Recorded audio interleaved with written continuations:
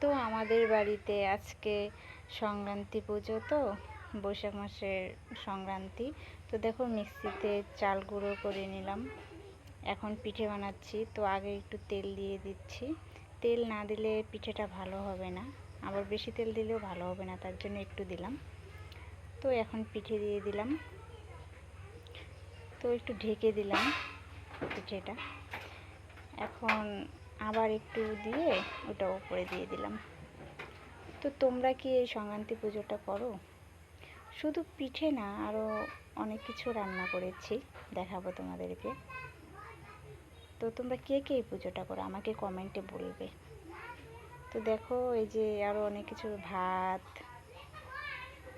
তারপর ডাল, শাক ভাজি, এটা লাউ ভাজি, তারপরে এগুলোই রান্না করা হয়েছে। এটা সবজি, পায়েস